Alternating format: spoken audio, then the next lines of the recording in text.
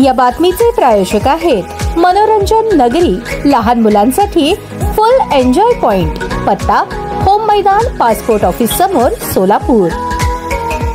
सोलापूर महापालिकेच्या आरोग्य विभागाच्या तपासणीत एक धक्कादायक प्रकरण समोर आले आहे. शासकीय रुग्णालयात उपचारासाठी येणाऱ्या गर्भवती महिलांना आशा सेविकांच्या माध्यमातून आमिष दाखवून खासगी रुग्णालयात हलवण्यात येत असल्याचा प्रकार उघडकीस आलाय. यामध्ये श्रेयस नर्सिंग होम या खासगी हॉस्पिटलचा थेट सहभाग असून संबंधित रुग्णालयाने आशा सेविकांशी थेट संपर्क साधण्यासाठी व्हॉट्सअप ग्रुप तयार केल्याचंही निष्पन्न झालंय. या ग्रुपद्वारे आशा सेविकांना रुग्ण पाठवण्यासाठी कमिशन, भेटवस्तू, महागड्या हॉटेलमध्ये जेवण अशा विविध प्रकारची आमिषे दाखवली जात होती. विशेष म्हणजे रुग्णांच्या उपचारांवर झालेल्या खर्चाच्या एकूण रकमेपैकी 25% रक्कम ही अशा स्वरूपातील फायद्यासाठी वापरली जात असल्याची माहिती पालिकेच्या चौकशीतून समोर आली आहे. या संदर्भात सोलापूर महापालिकेच्या आरोग्य विभागाने श्रेयस नर्सिंग होम मधील संबंधित डॉक्टर आणि व्हॉट्सअप ग्रुपमधील आशा सेविकांना नोटीस पाठवत तुमच्यावर कारवाई का करण्यात येऊ नये असा खुलासा मागवला आहे. महिलांच्या आरोग्यासोबत आणि आरोग्य व्यवस्थेच्या पारदर्शकतेशी खेळ केला गेला.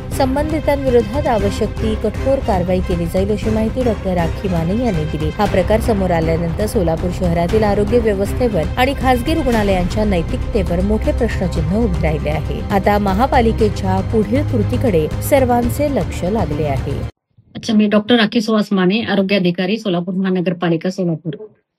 आपल्याला बऱ्याच दिवसापासून माझ्या प्रसूतिगृहाला, जे सोलापूरच्या महानगरपालिकेत प्रसूतिगृह 8 प्रसूतिगृह आहेत, तेथील गरोदर माताची तपासणी तर व्यवस्थित होत होती, परंतु तपासणीनंतर पेशंट डिलिव्हरीला येण्याचे प्रमाण कमी झाले होते.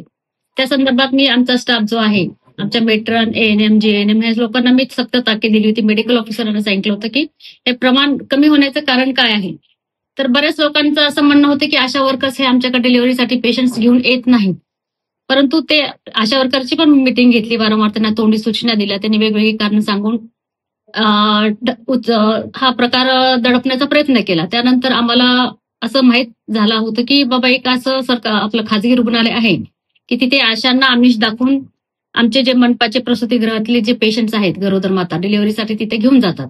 त्यानुसार आम्हाला प्रूफ मिळाले. त्याचा एक व्हॉट्सअप ग्रुप होता, त्या ग्रुपचे काही मेसेजेस मिळाले, विथ प्रूफ मिळाले की त्या आशांचे मेसेजेस आहेत, त्या डॉक्टरांचे मॅडमचे मेसेजेस आहेत की तुम्ही घेऊन या पेशंटला, तुम्हाला सिझर सेक्शन किंवा MTP किंवा सोनोग्राफी यावरती 25% सूट मिळेल. तसेच वेगवेगळ्या ठिकाणी त्यांची बैठक घेऊन तिथे त्यांना भेटवस्तू आणि खाण्यापिण्याची सोय वगैरे, राहण्याची, हे सगळं आम्हाला निदर्शनास आल्यानंतर काल आम्ही नवी पेठेतील श्रेयस हॉस्पिटलला व्हिजिट केली. तिथे डॉक्टर त्यावेळेस उपलब्ध नव्हते. फोन करून सुरवसे डॉक्टरांना बोलून घेतलं आम्ही. त्यांना हे प्रकार त्यांनी मान्य केला की बाबा हे आशा आणतात म्हणून.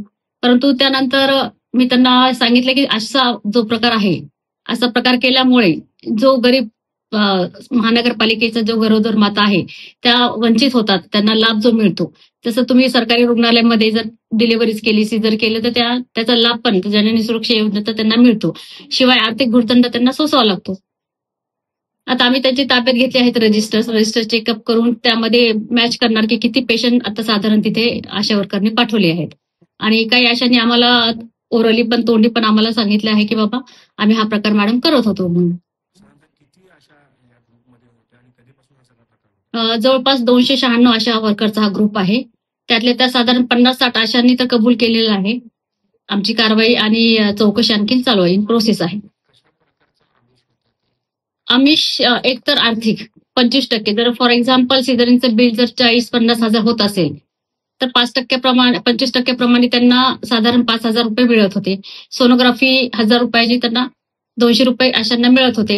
आणि सोनोग्राफीचा विशेष म्हणजे महानगरपालिकेत आपण काही MOU हॉस्पिटल्स केले आहेत. मॅटर्निटी MOU म्हणजे तिथे फक्त गरोदर माताची तपासणी फक्त 400 रुपयात होते. ती 400 रुपये तिथं पेशंट घेऊन जातात, ते त्या श्रेयस हॉस्पिटलला पेशंट घेऊन जायचे.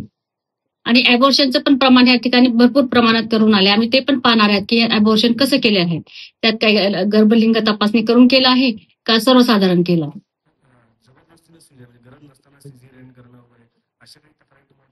हो, त्याचे पण तक्रारी आल्या आहेत की नॉर्मल डिलिव्हरीज होत असताना पण त्या ठिकाणी सिझर सेक्शन केली जाते.